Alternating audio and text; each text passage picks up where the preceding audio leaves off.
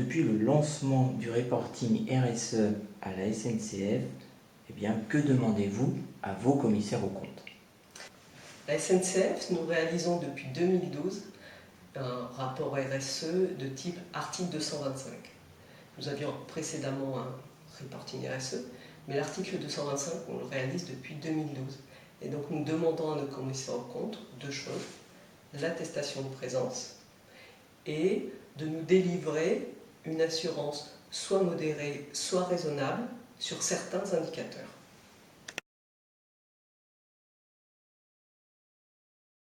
En 2012, nous avons pris la décision de faire valider les émissions de CO2 des prestations de transport. Donc c'est un indicateur très fort pour nous, puisqu'il y a également une loi nous obligeant à informer les voyageurs quant à les émissions de CO2 de leur transport. Et donc, via les commissaires aux comptes, nous avons pu confirmer la validité de la façon dont nous calculions ces émissions et dont nous les donnions aux voyageurs. Donc c'est en fait un double effet bénéfique. C'est d'une part, on vérifie quelque chose pour notre rapport RSE, et d'autre part, nous confirmons nos calculs vis-à-vis de nos clients pour la prestation de transport.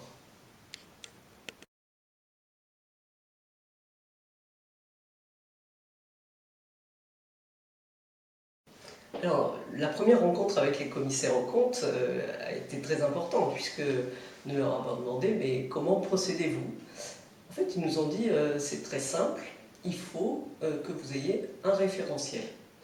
Et c'est sur la base de votre référentiel qui décrira comment vous collectez l'information, quelle est sa fiabilité, comment vous calculez, et également quel est le contrôle que vous réalisez déjà sur la fiabilité de cette information. En fait, les commissaires aux comptes ne travaillent pas sans avoir ce référentiel qui est la base de premier travail qu'ils vérifient.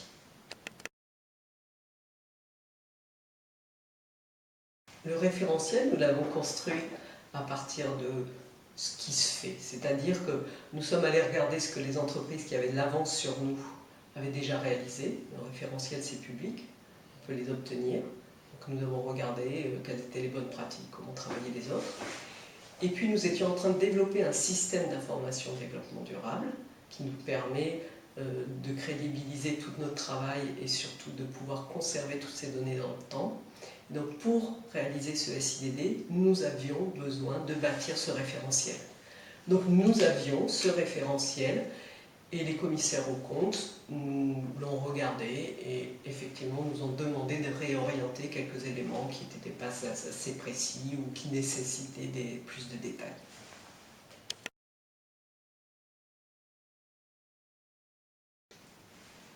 Pour son reporting RSE, SNCF publie 3 documents.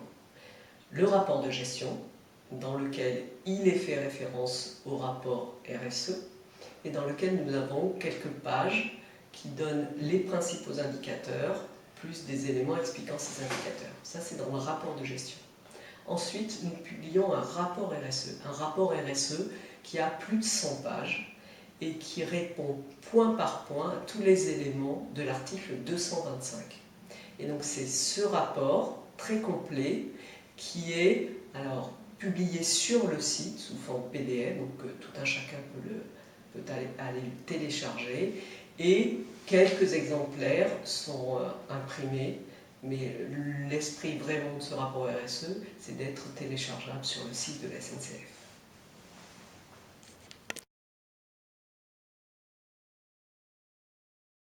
C'est un point essentiel, c'est comment on entre dans l'entreprise des nouveaux processus sans que chacun, vous l'imaginez bien, ne vive ça comme à nouveau du contrôle, à nouveau quelque chose qui vient vérifier ce que je fais, mais bien comme une valorisation de son travail. C'est réellement là que vous devez gagner quelque chose, c'est-à-dire que les gens qui travaillent souvent dans l'ombre, qui sont souvent des gens qui récupèrent des données, qui les agrègent, qui traitent des données, qui ne sont donc pas forcément au devant des médias, se retrouvent dans une situation où ils doivent expliquer ce qu'ils font. Ce sont souvent des experts, des professionnels, mais qui n'ont pas l'habitude d'être confrontés à des commissaires en compte. Donc à SNCF, nous avons pris un soin extrême à prévenir ces experts, à travailler avec eux. Alors, comme nous construisions en même temps un SIDD, un système d'information de développement durable, donc ils étaient déjà bien informés, bien intégrés dans une boucle de reporting RSE. Et là, nous leur avons demandé de franchir une nouvelle étape, c'est d'expliquer leurs process, des process souvent internes, à des gens qui viennent de l'extérieur, et ils ne sont pas habitués à parler à ces gens-là. Donc on a dû leur expliquer comment ça allait se passer, on a dû les rassurer, mais on a dû aussi les motiver sur les délais, le temps de réaction, comment ça se passait. Et donc nous avons bien entendu pris l'option de valoriser leur travail et d'enrichir leur expérience en expliquant à d'autres comment ils travaillaient.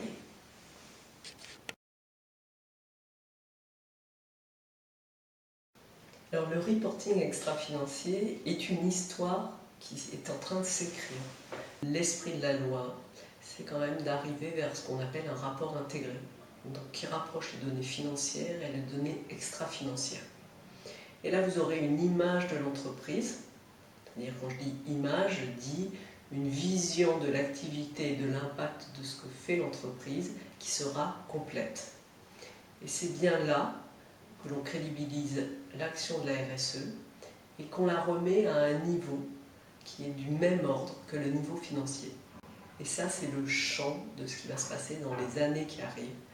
C'est un champ extrêmement intéressant.